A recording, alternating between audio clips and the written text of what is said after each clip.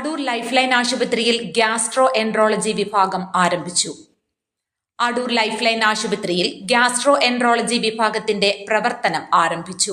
ഗതാഗത മന്ത്രി KB ഗണേഷ് കുമാർ ഉദ്ഘാടനം ചെയ്തു. ലൈഫ് ലൈൻ ആശുപത്രി ചെയർമാനും മാനേജിംഗ് ഡയറക്ടറുമായ ഡോക്ടർ S പാപ്പച്ചൻ അധ്യക്ഷത വഹിച്ചു. ഗ്യാസ്ട്രോ എൻട്രോളജിസ്റ്റ് ഡോക്ടർ L സിംനയുടെ നേതൃത്വത്തിലുള്ളതാണ് ആധുനിക സംവിധാനങ്ങളോടുകൂടിയ ഗ്യാസ്ട്രോ എൻട്രോളജി വിഭാഗം. അന്നനാളം, ആമാശയം, ചെറുകുടൽ, വൻകുടൽ, മലാശയം, പാൻക്രിയാസ്, പിത്തസഞ്ചി, കരൾ എന്നിവയുമായി ബന്ധപ്പെട്ട രോഗങ്ങൾക്കുള്ള ചികിത്സ ലഭ്യമാകും. Doctor Sajan Ahammed, doctor Binu Govind, doctor Parvathi, doctor Ibad Shah, ആശുപത്രി CEO ജോർജ് ചാക്കച്ചേരി എന്നിവർ പങ്കെടുത്തു. News bureau, Adoor.